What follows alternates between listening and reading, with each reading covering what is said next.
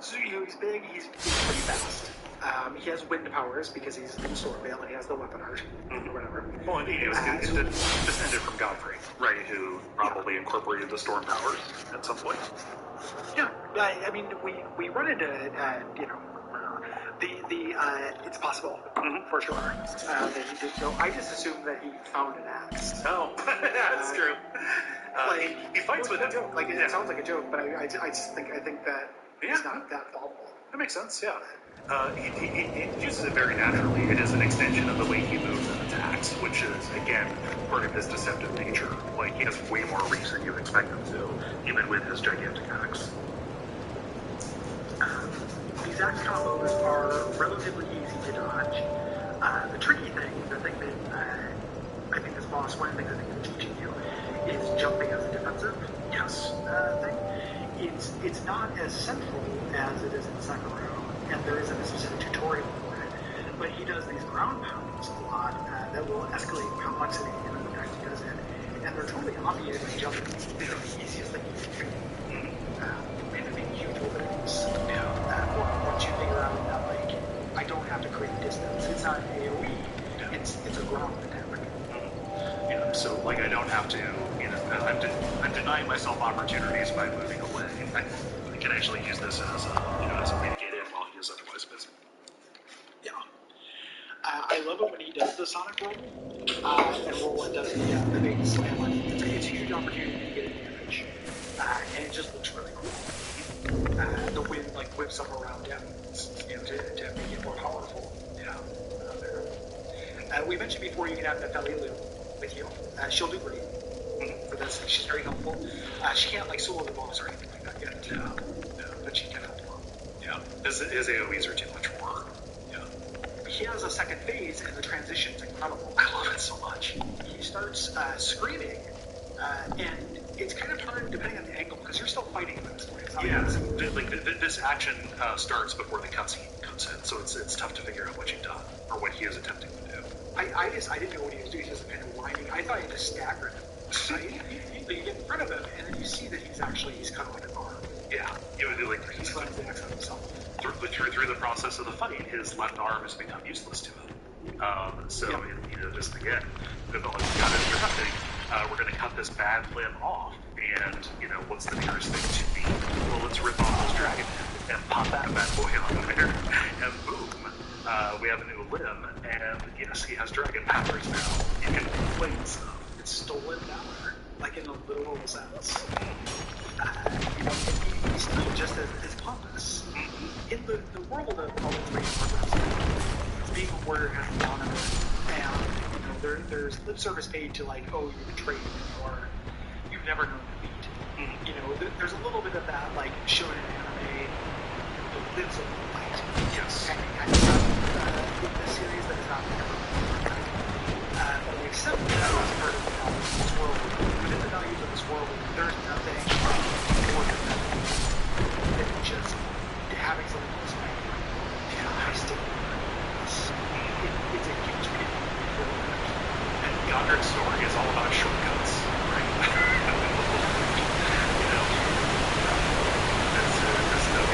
Dragons are full, dragons are gone. How can it be from them other than to literally put one of them on to make mutances, to make them work? And that is Vane's approach to everything. I like how that is rolled in. It does become a part of it. So, as much as the wind powers were a natural extension of him, the flame incorporates into that quite nicely.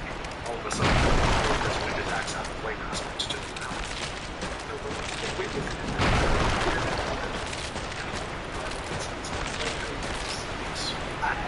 He also does an attack that I don't think the boss is hard, but they're supposed to help. Slow walks toward you, completely missed this pathway. It felt like if I was caught on the wrong side of this, I was just kind of blocked. And I eventually learned that the trick is to get calm. But you always do this at the beginning of this burn, this second phase, and you can make distance. I think you would run back up to the beginning of the game. But from then on, most stuff that I get over behind search games. Yeah. It's very easy for this to stop lock you.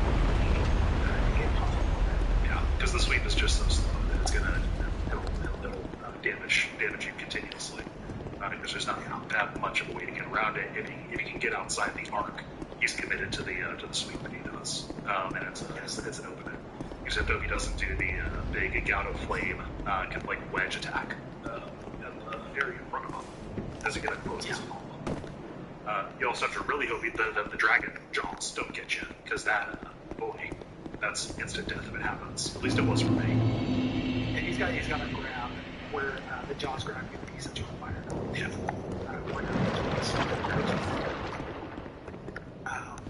But eventually you can take him down.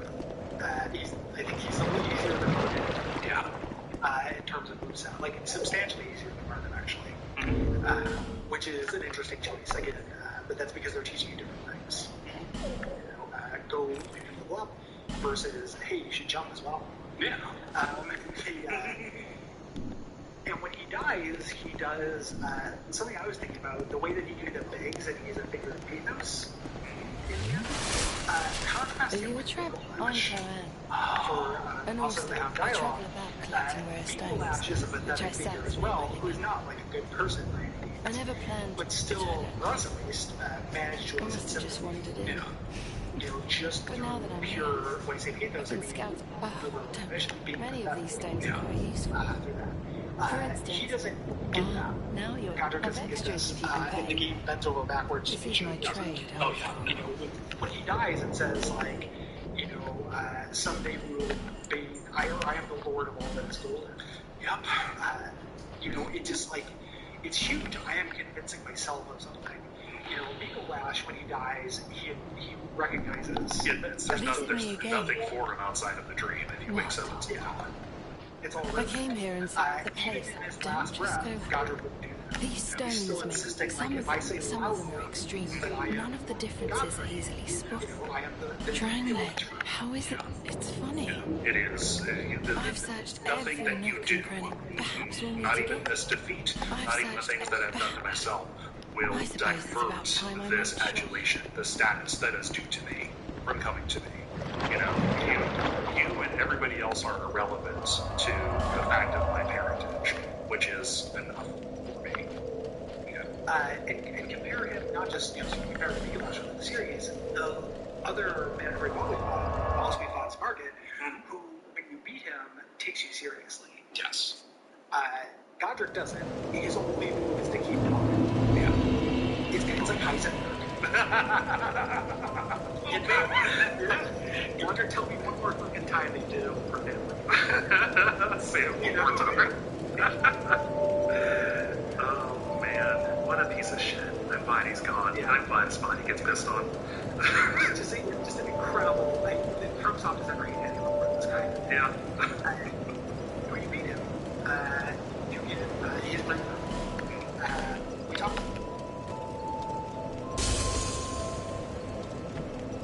Those mechanics. Yes. He's kind of rings you to pay a resource to keep them. But you have to activate them. That's not activating them first. We'll talk about that. I think it's probably a good place to wrap this up so that we get there. Yeah, I think so. But we also get his sword. These are called remembrances. Yeah. You get a bunch of runes. Or you can take them to a specific black room, so the exact suit, to get a special weapons or spells. The choice around this is a lot easier because you can copy them. Yeah, you got the turtle Kinkos. Yes. I don't feel bad about consuming these for souls. Right. If a couple extra levels would be better for me for having all these things. Yeah. Also, all of the items on them tend to be really specific as well. Yes. So it's not going to work for all of them. Specifically, it takes a long time until you start finding a dex weapon. Yeah. But you read his remembrance, and it calls him a feeble man, some power through the grotesque act of crafting. One day we'll return together to our home, bathed in reason. He's not talking about Stormwind. It kind of gets the sense he hates there. He hates it there. He wants to be at the seat of their retreat. He wants to be in Limbo, the place that he had to flee from. Shit rolls never happen. The same thing that happened to him is what he did to Edgar and Warren. Yeah. It installed in this kind of settling state. When you look at the stuff you can get from him, they're named after, the weapon arts are named after his sayings. Command me, you. Yeah, you can do the earthquake thing. We found it, it's called like an or you can get the dragon boost, the dragon which gives you therapy, which allows you to do the fire attack. Yeah. Love it. Never found a use for either of them, but again, I like the characterization. Give me anything that negs him, including what happens if you're with your Gastok, who served under Drangleic, and draw the conclusion he probably wasn't very good to his commoners. Godric is here stomping on him. I mean, it is implied to be what, like, the meager reviews of Godric. He is there ranting about how pathetic Godric was. Gastok wants to be free. Being quitting. Yeah. Telling the boss energy. Past this, there is the throne room. It's very simple. These stones, maybe. What's interesting is none of the differences content was packaged in this. When you first go here, you get the little round table holes. So you can attack here. Yeah. And there's no reason to Don't spend your whole patch. You'll need souls to prepare. I know only of smithing. Don't waste your souls on music. As is, Mine would restore justice revealed. At least for now. It's literally just a festival layer, which is fine there. If you in the back of this, These stones. you can go down No, into and talk you to know how they. Well, in what was it? Since long, I laughed out loud when I saw what it said. It says, maiden, dear maiden, where are you? Please, take my grapes. That's my wins. All my grapes gone.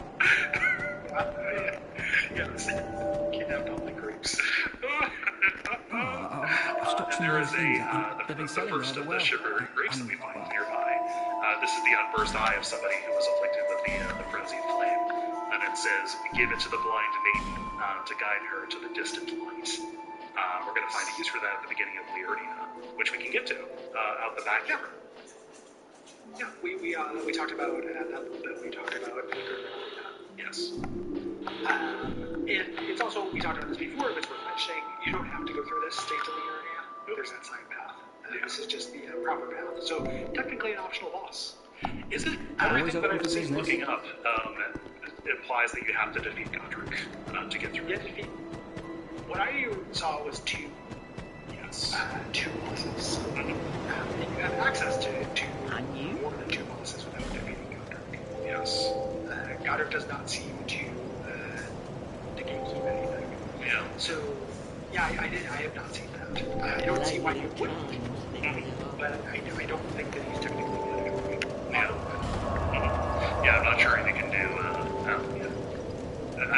We know their names. I'm not sure if he can do Radala and get the Lilith to go. I know you can do them first. Yeah. And you also don't need to get the Lilith to go. Sure did. So I'm actually like pretty sure this guy is optional. Yeah. But it's not even just the lift. You also, when you get to the base of the earth tree. Yeah, I think this is just one of those things. I'm not specifically tested level up in that, and the information that I've found has been contradictory. It's remote. Before we continue this, the last thing we're going to do here is in that courtyard, at the very beginning where the quest is, there is a path on this nice path. Yes. There's a path we didn't take because the end of it would have been blocked off to us. Now that we have the great road, a door at the end of this one. But if you thought like, hey, why didn't you guys talk about the lion river yet? That guy sucks. Well, now we're going to talk about it because it's here. He does suck. He's a Beavis. I hate fighting these things. It feels like you're not too. A little bit. Like, a lot of times they're so this guy is in an area that can run past him in the ceremonial chamber where there's a site of grace, but he can't get through the final set of doors. A lot of times if you run into them, you are up on ramparts and they are down in the middle of a courtyard. Yeah. Like, it doesn't feel like you're supposed to fight these things there. No. And I hate fighting them there because they don't have cooldowns. No. It's one of those things where when FromSoft games are badly tuned, one of the most frequent potholes in stepping is just not guys have so much stamina. It's a big lion with a sword tied to its arm. Now I understand all those people who get mad at EVP, like who get really angry when people are once banned. They just are once banned, don't they? Yeah. Oh, yeah. Well, it's the same like a lot of enemies. And that's like the ones that are, you know, that's essentially what the also the tree spirits are doing. Yeah. It's just their R1 is like a it's a little boogie that may or may not also do a mostly instant death grab attack. Yeah. Yeah, it's a fire scoot that might instant with you. I don't, you know, in my wildest dream, I can't even, it's hard to describe these things in moveset because they're just jumping into it totally wildly. Yeah. It looks like noise. Yeah. To me. This doesn't work. But this will drop it as a crafting item. I like the description of this because it's drawing a distinction lowercase b versus capital B. These things are a single root for half. You know, there's a special It makes sense that for the yeah, which are school-aged monsters. Not demi-humans, just crazy critters. funny, but yeah. This guy's Oh, okay. You stuck around with Godric, but yeah. yeah, I don't know if those harpies that were just in warm room. I guess they were searching. Yeah, that's the thing. Yeah. And they also were enslaving those miners. True. They just got to the top of the food chain. Hey, you know, is somebody culpable for committing or being participating in a cycle of violence? Well, I see how you criticize the so far.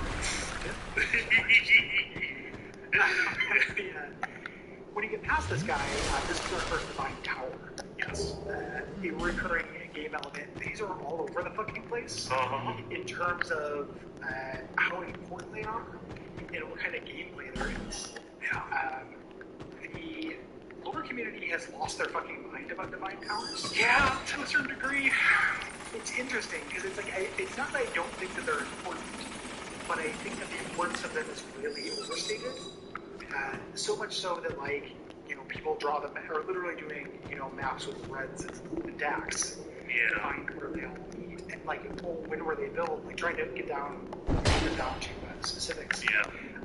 The fact that like some of these are dungeons, some of them are in teleport to them, like they feel really catch as catch can to me. Yeah.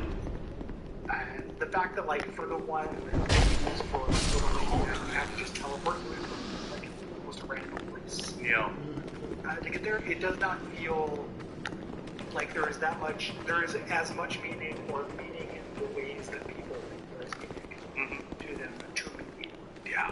No, it's the fact that there is very little commonality, even in what is found at the top of them,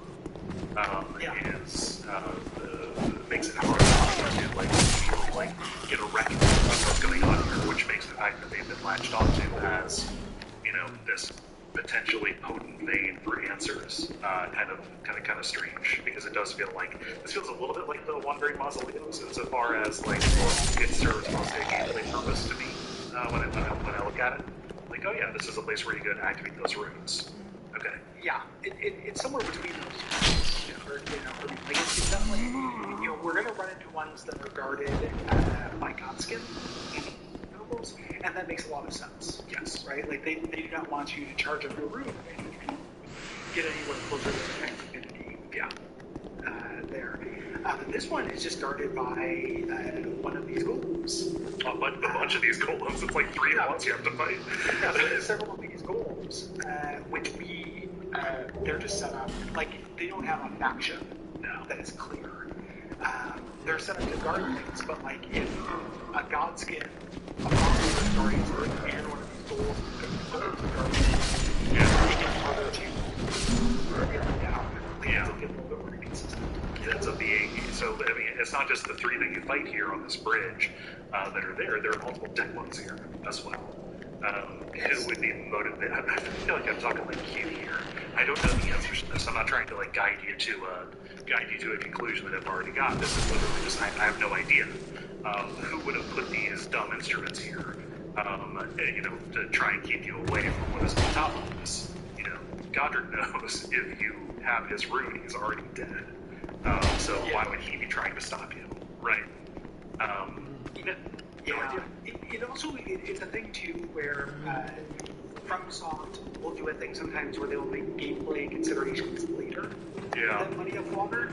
So maybe at one point in this game, these golems only guarded areas where it makes sense. Yeah. And then they needed a boss for that one catacomb.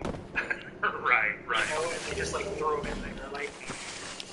One of the things that has always been a consistent frustration to me in the Soulsborne board community is the not allowing for the idea that anything can be arbitrary. Yeah.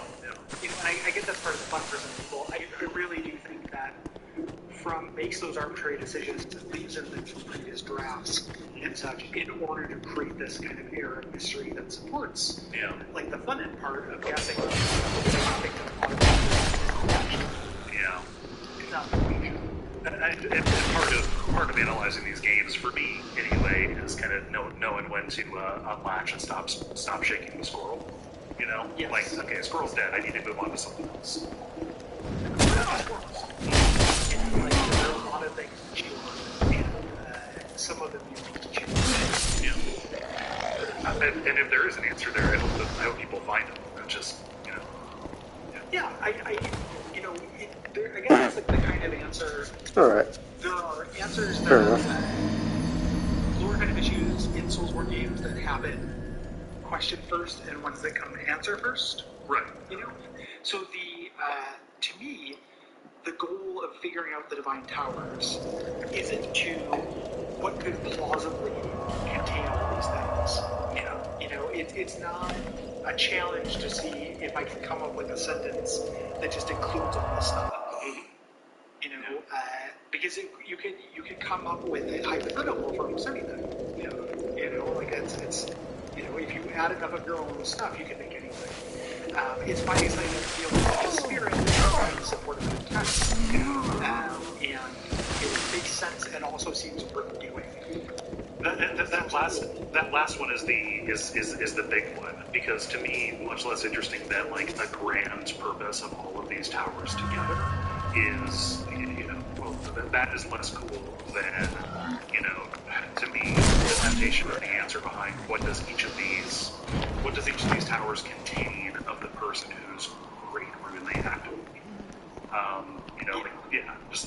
Why is the benediction? Why is the power separated from from these the people who carry the shards, right?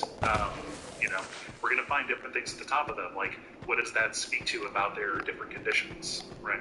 That to me is way more important because it reflects on the characters as opposed to the world, and that speaks to my own particular biases as a character first person as opposed to a world's world building Bible kind of deal.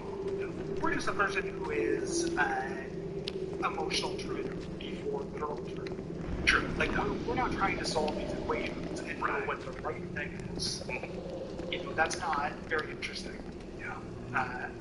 It's more about what is.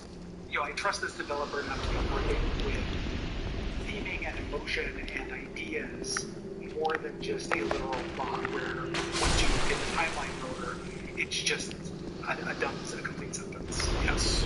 I don't really think that's of interest to them, and I'm always surprised that it's of such interest to fans. But it really is, and these towers really show that. And more than just even them having different things, one of them's a straight up really interesting but really fucking weird dungeon. Yeah. That you go into, and once I found that, I was like, oh, they're all going to be like that. No. I was like, where do you find the interior space? You don't. You get past the columns. You ride a very long elevator. The bridge is actually broken here, so we have to take a way gate here. That just felt like if that reflects on Godric, it just Godric being more shitty. They have to patch it up. The shocking thing is you get to the top, and there are two dead fingers, or a dead two fingers. There we go. Yeah. It is a singular creature. They are joined at the finger crotch, and in the finger crotch is the glowing power, the rune that is hanging there in the air that will activate your great rune. That'll make it equipable. It's so good. It's perfect snap. Wow, these powerful. So that kind of gives the trap your role where you have this. Yeah, in order to use a particular spell. Yeah, like I died and I forgot that I hadn't reactivated my Great Rune. It's not that interesting, but they gave you a very powerful, simple one right there. Yeah. And one that remains useful throughout the rest of the game. I mean, this was my primary rune just because it is so generally applicable. Whereas the other ones that you find are going to be either specifically for a particular gameplay mechanic, or very particular in how they're going to be used, like in a combat kind of scenario. Something that's worth, not to like specifically respond to this person on the Patreon, but something that's worth because we didn't talk about it before because it didn't show up until now, is that when we talked about the three fingers, we talked about that being a mockery. Several people were like, I always look at that just get all being part of the hand. We're separated from the fingers, and they're all part of the hand. To me, the reason why I don't think that is because there are so many instances of the two fingers. Yes. This is the first we actually run into, but spoilers, there are more. Yeah. This was the first that I ran into. No, thank you. Go spam somewhere else, please. So when I walked to the top and this thing that was spoken about as if it was God was dead, that's a bit of a moment. I found the other ones first because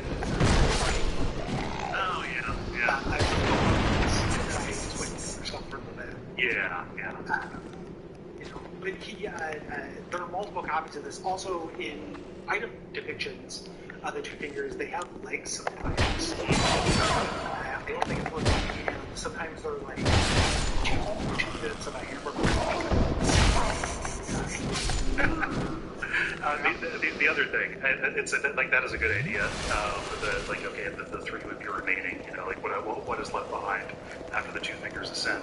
But we see lots of hands that have way more than two fingers on them as well. There's nothing, or that we see lots of hands that have way more than 5 fingers. There's nothing saying that whatever this is, that 5 fingers would be the total that would remain. So that's part of what makes me like a little bit reticent to embrace that theory wholeheartedly. Let's say, although I do, that didn't occur to me, and I appreciate the cleverness behind it. It occurred to me, and then I eventually was like, nah, that is cool. I don't think that's what it is. We didn't even talk about this. Godric has 6 fingers as well. Yes. So I don't know. I don't know if you can see enough detail to know if, like, he's literally just grafted on, like, double pinky, or if he just had 6 fingers. Because he might. That's possible. He could be a heavyweight demigod. You could have polydactyly. If I had an extra pinky, it would be entirely inconvenience. Oh yeah. I would need no more power, and I would have a harder time resting my hand. But imagine the guitar solos, Gary. Yeah, that's true. I could really short it. Yeah. Really short it all. You play keyboard. I mean, just imagine the chords that you make if you have an extra finger. Yeah. Everyone's playing 6th. But what about diminished 6/7? Get that octave right,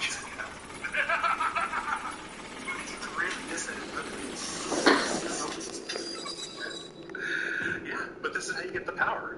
This is how you have activated your first of the great runes, the first of your shards of the Elden Ring. And there are more answers of these because the door is open and the round table hold, but that is where we're going to have to leave it. Yeah. So next episode is going to be a response episode. We talk about very check out the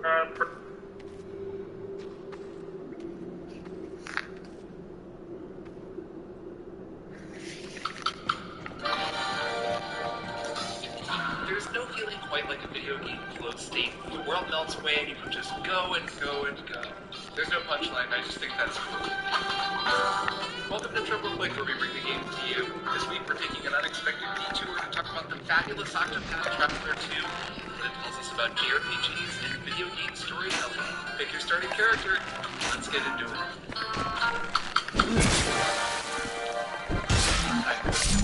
I'm Maddie Myers. I'm Jason Shire. Hello. Hello. Hello. Everybody. Hello, my friends. Welcome back for another episode of Drangleic. Our first episode of March 2023. We are here. We made it to March. We did it. Almost spring. I wrote it on my calendar. That's how badly I want it. I want You wrote spring spring, to happen. like yeah. you put the date of Yeah. spring on there. March 20th. Can't wait. March 20th. Okay. It's funny because, like, here in New York, it's been the mildest winter that I can remember. We had a blizzard today, and then it rained, which is worst case scenario. Welcome to Weather Pod. We're back to Hey, man. the weather. On brand. Hey, look, if we're going to talk about weather, I gotta say, it snowed like 8 inches here in Portland or something, and it has been a total winter wonderland / disaster over the weekend. A lot of places closed down, a lot of ice Yeah, on the road. that's a situation here. It's gonna snow again for the next few days. So I'm just Aside we're from in it. today, it's the mildest winter has been. So it almost feels like it's already. Well, you can come over anytime. You want to build a snowman? We got it. We got the stuff for Can it. you sing that song? We got a whole song that we could sing about that if we want. Yeah, I'd like to hear that. Jason, do you remember the song about that was about Destiny, where it was like, do you want to do a raid, man? Or something like that. Oh And my I wound up God. writing all the lyrics of the whole song. It's kind of appropriate that we're recording this on the day that there is a new huge Destiny expansion coming out that I don't think any of us is going to play. Yeah, Maddie, Kirk messaged me. He's like, I kinda want to play it. I was like, Is that what this episode's about? Just a hard pivot to us talking about Lightfall? Should we talk about that? Are we?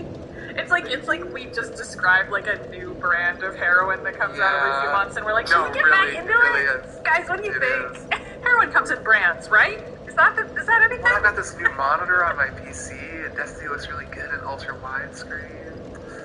Okay, anyways, we're a listener-supported show. You support our gaming habit, however healthy or unhealthy that may be from week to week. Healthy now. We're healthy. It is very healthy. We're very healthy lowercase g gamers here at Drangleic. We appreciate your support, and if you want to support us making this show, well, you can do so by becoming a Maximum Fun member at MaximumFun.org/join. There are no ads on this show, except I guess for the promos we run for other Max Fun shows, but you don't have to listen to us talk about, I don't know, mattresses or therapy apps or whatever. That's more of a thing you'll hear on other shows, not this one, because we're listener supported. So MaximumFun.org/join is where you can do that. And another way that you can support our show, we're going to be doing something kind of fun with this in the near future, but if you like Drangleic, if you've listened to Drangleic for a while, and you have, some thoughts on why you like the show, that you would like to share and maybe have be shared on the show, well, we would love for you to share that with us. So you can send emails to memberstories@MaximumFun.org. You can also leave us a voicemail at a phone number that'll be down in the show notes. And you might get your Drangleic tale told on the show at a future date. Drangleic Tales. Is this part of the Tales series, or is it not canon with that? Tales of Drangleic. So anyways, there's the info for that. It's in the show notes. And no pressure or anything, no big deal. But if you want to share a story, we would welcome it. All right, let's get on to the meat of this episode. Jason, take us away. So, today we're talking about JRPG storytelling and mechanics and mysteries, but really, I just want to talk about Octopath Traveler 2. Which is a game I've been punches through the thin veneer. and raving about for the past couple of weeks. So this game... I would like to say, this is a game that Jason called the Elden Ring of JRPGs, and also possibly Game of the Year in the same newsletter. Interesting. Well, I guess you called it House of House the Year. of the Year. That's true. That's true. So, Octopath Traveler 2 is a sequel to a game from 2018 that I did not really, love all that much. That was the type of game that, a lot of reviewers fell for. Aesthetic. Fell Visually, it's for? great. Wow. Fell in love with, not fell for the... Fell in love. Okay. I thought we were really coming out hot here. No. They fell for it. They were enamored of it. The suckers. They got taken in by its wild. It does have aesthetic. They a lot of reviewers felt for that game's production values, but structurally it was kind of a mess. It was formulaic, it was grindy, it was monotonous. Octopath Traveler 2 fixes all those problems and it's just a fantastic game for reasons that we will get into soon. But first, before we even talk about it, I want to introduce a new taxonomy. Oh man, I believe. Finally. It's been a minute. We're overdue for a new taxonomy. Kirk and Maddie, I have a thesis to share with you two. I believe that all video games can be summed up as either one of two things. They're either action or adventure. Gameplay, story. Here we go. They can either be flow games or thought games, is the way that I like to put it. I like They can also, most games or many games also really take parts of them or want parts of them. And a flow by flow game, I am of course talking about the kind of instinctive action-y kind of flow state that a game will put you in, whether you're just kind of sliding tiles and trees or jumping mushroom Goombas in Super Mario Brothers, or I don't know, hack and slashing in God of War. And of course by thought, I mean actual decision making, giving things thought, stepping back and saying, hey, I want to think about this for a second. Whether that's StarCraft puzzles and Professor Layton, or thinking of strategies and tactics over, games that make you step back and next in civilization. And obviously a lot of games, probably most games, think of two and have different parts that are and I think JRPGs specifically tend to be more about flow state, a lot of kind of turn-based battles systems, even though they ostensibly would require you to have some strategy. Most of the time you're just kind of like going through the motions, either mashing the fight button or just kind of like, if you're on a boss, maybe mashing the fight button and then also healing occasionally, but really you're just going into the flow of it. And that could be enjoyable too, but also a lot of the time in JRPGs you're also just kind of like going through the motions. You're walking through a town, you're going up to people, talking to people. You're not really thinking a lot as you do it. You're just kind of going through the flow. And again, that is a certain type of gameplay. I don't think it's a problem. But I found personally over the course of my gaming career, so to speak, that I really like games that have an emphasis on the thought or put kind of at least blend the thought in with the flow to the point where you are really feel like you are making decisions constantly. The games that I enjoy most, with the exception of threes, tend to have thought in some capacity. When I think about recent games, for example, maybe the case of the Golden Idol, that's entirely thought. Return of the Overdid, that's entirely thought. Outer Wilds, that's a lot of flow because the exploration itself is flow, but the game itself and trying to figure out the story and the mysteries and stuff are all thought.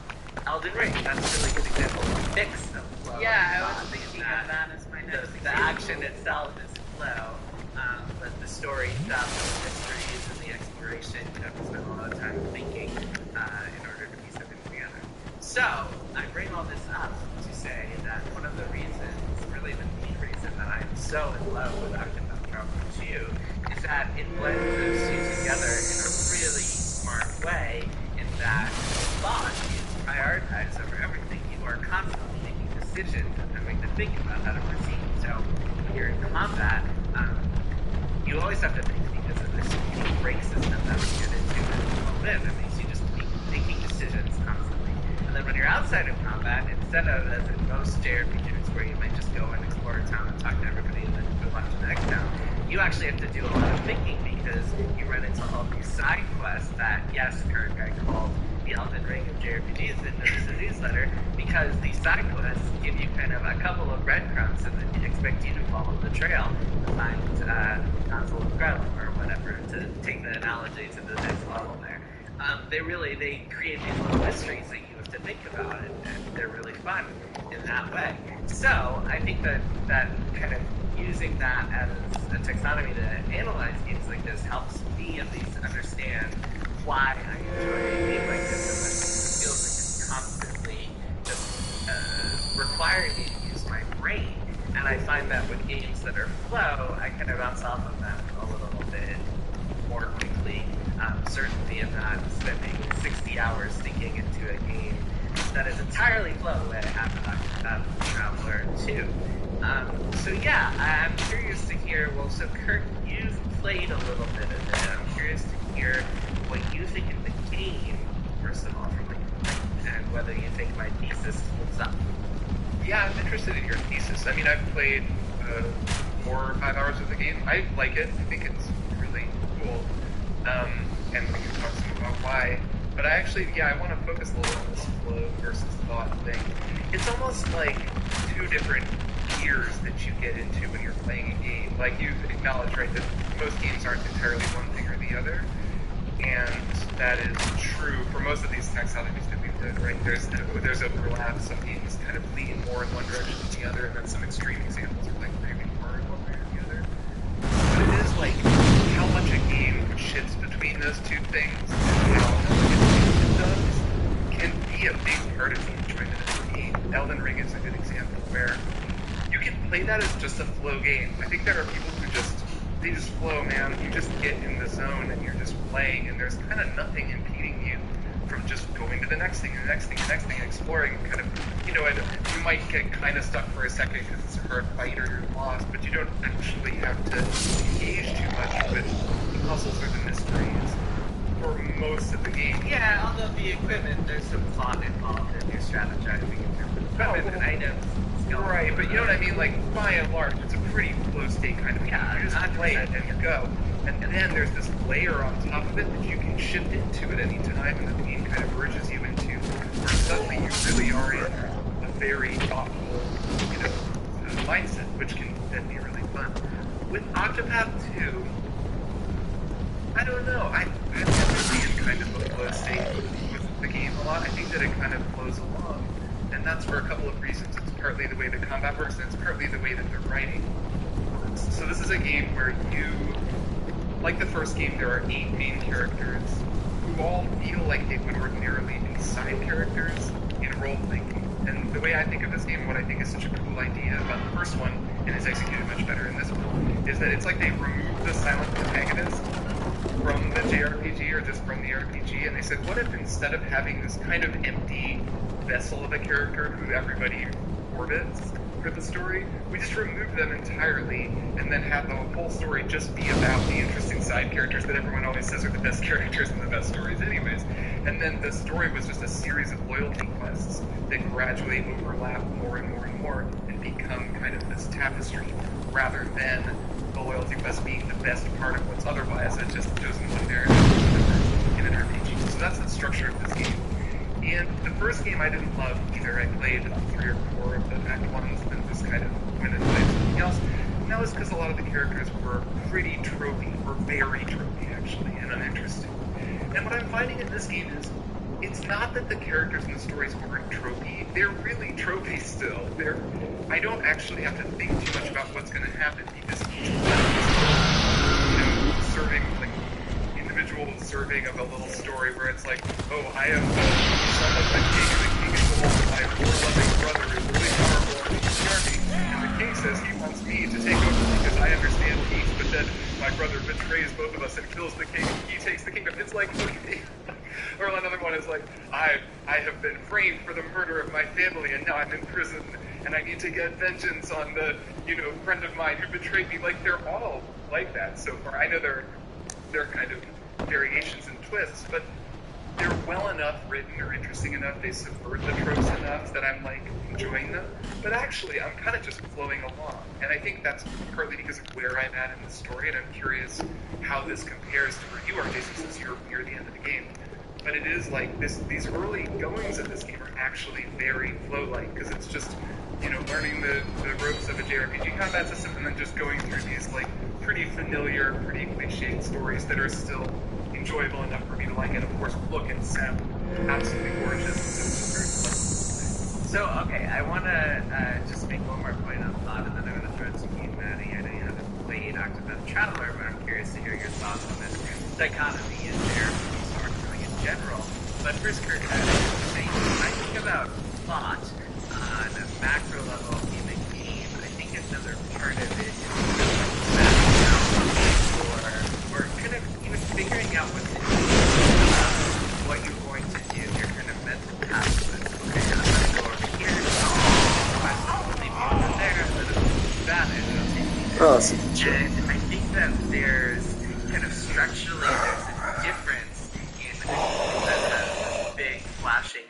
system where it tells you exactly where to go and what to do every time you highlight a quest, which feels like more of a flowy approach because you don't have to give it any thought, versus an Elden Ring. And so when you say, I kind of disagree with the concept that you could play Elden Ring just as cool, because I think you can kind of putting together in your head, like, oh, Blade said that star hit over there, but I don't know exactly where it is, so I'm going to chalk that up to my mental do list or write it in my diary that I'm keeping next to me or whatever, and then I have to take care of this other thing, and then I want to go back to the round table. Yeah, I wasn't speaking of, it's not Tetris effect. Like, I understand that you do have to think, it's just a pretty flowy game.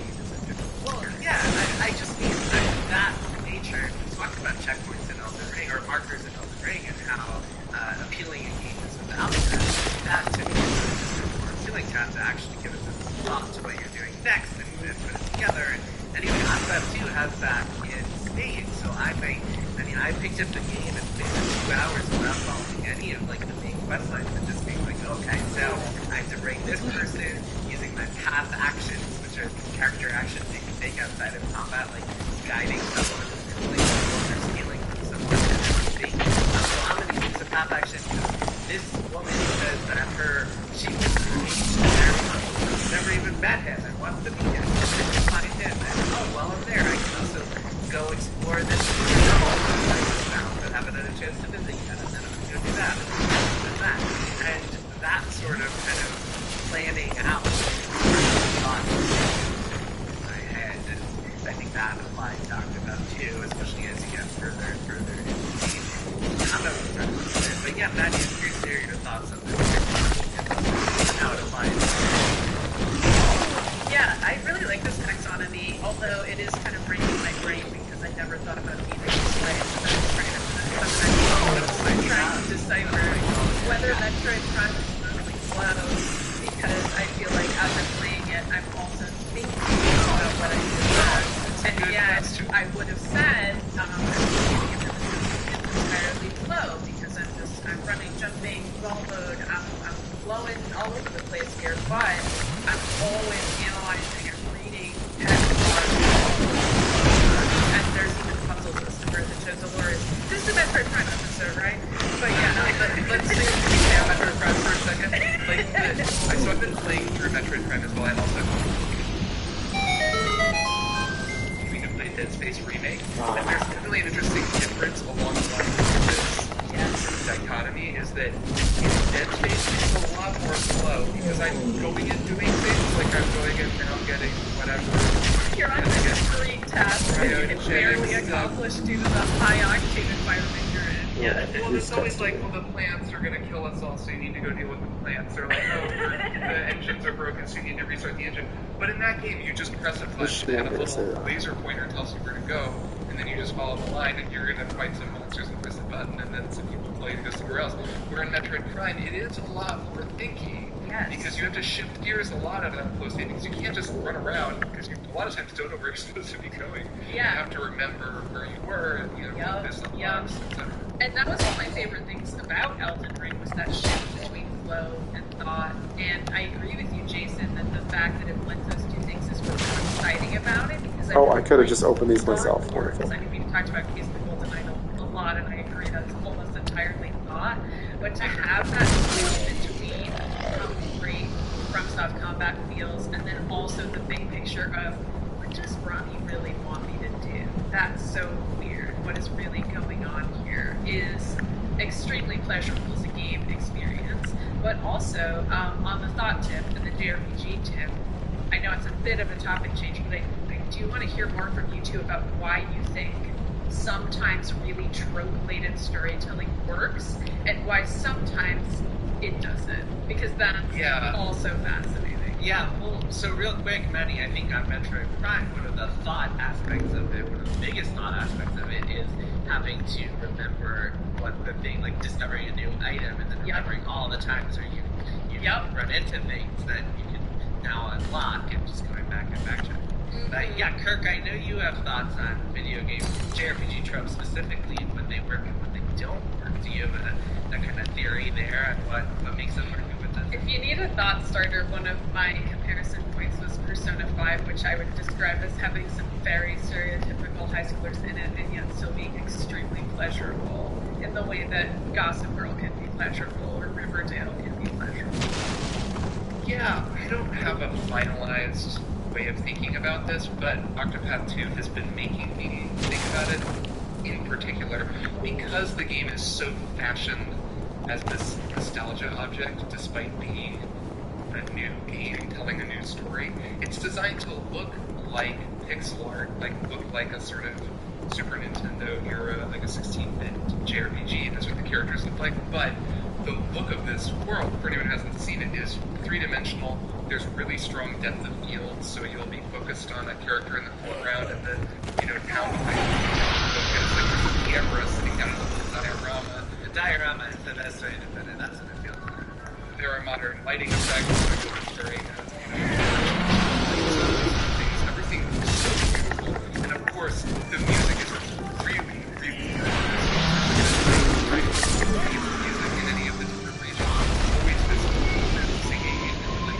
I'll probably play some of it behind you right now, just because, really, really beautiful. I mean, I'm honestly playing the game 50% because of that music. I just want to hear the next beautiful track.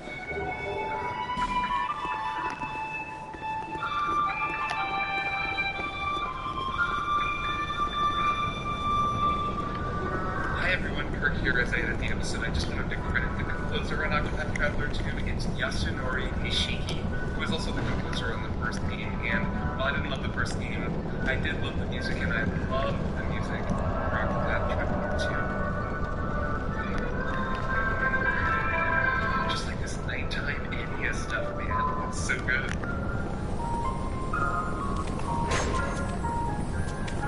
Okay, back to the episode. So there's this kind of nostalgia play going on with this game that I don't mind at all, and that I have a hard time differentiating from the nostalgia that I feel when I play, say, Final Fantasy VI. Hey, did y'all have a good visit? Nate, what's wrong? He just found out that the old Marion from our old house. Oh, Marion. Yeah. Yeah, not Marianne. Miss Marion. She died? Yeah. I'm sorry, buddy.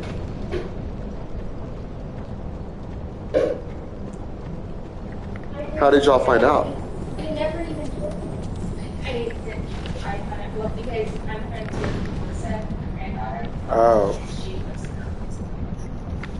Yeah, Mom probably only just found out today, buddy. No, I didn't find out. I just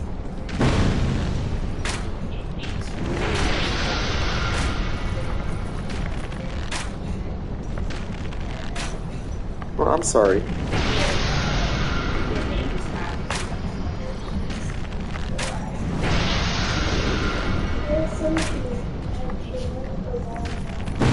Yeah, she's very, yeah.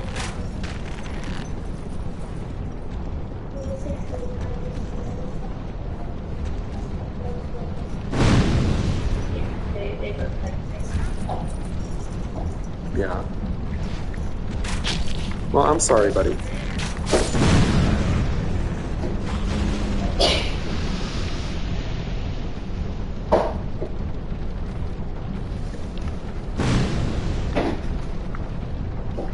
Where are you shooting at me from?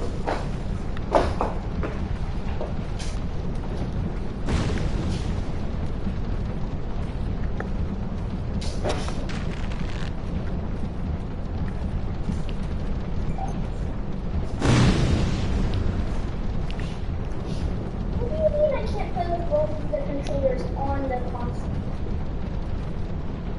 Buddy, just try to calm down. You just sound so like... I'm sorry. Maybe I'm wrong.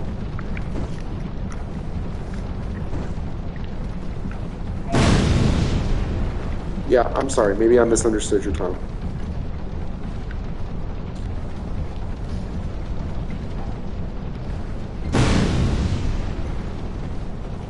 I really don't understand.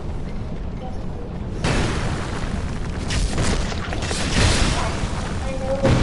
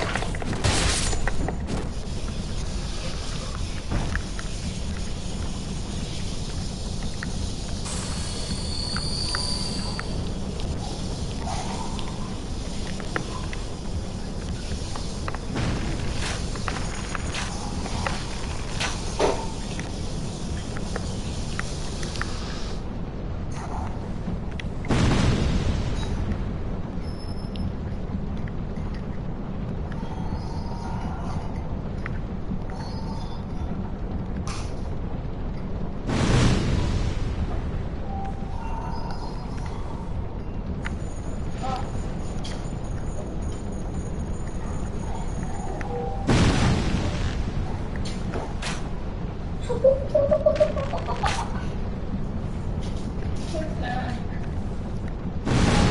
just got like a third boost of switch. So they're just getting extra fast. That is.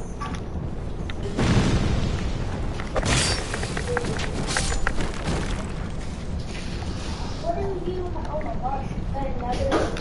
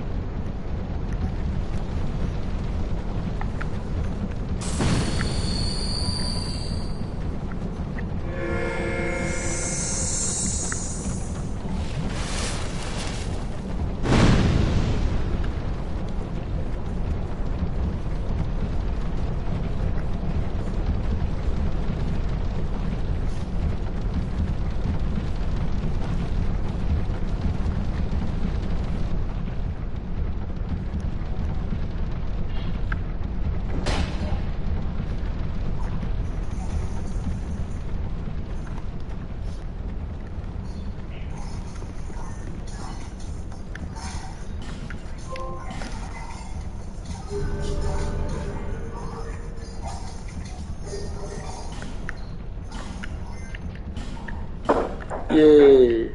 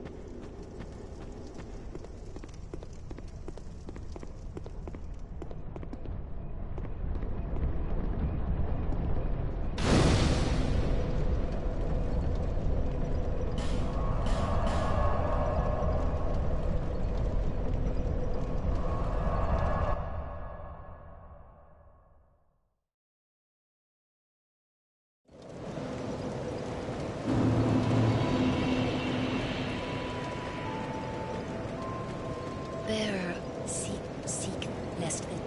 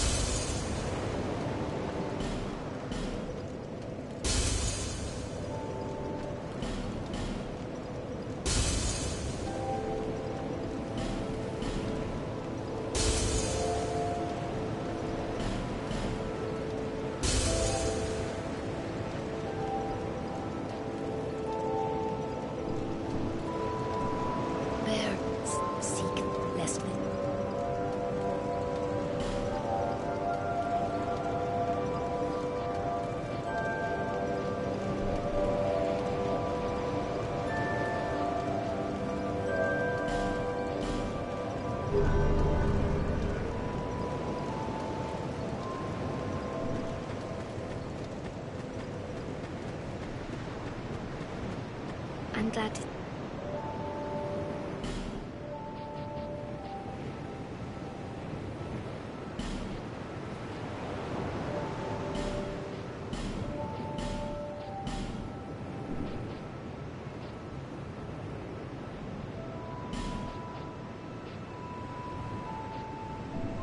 I'm always here, so come and see me when you're in town. Yes?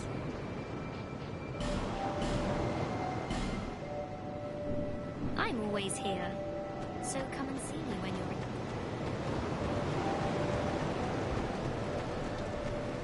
in... You've been... well...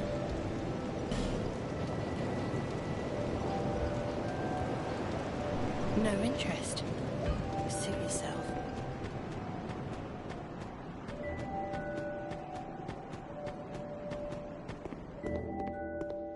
I'm glad.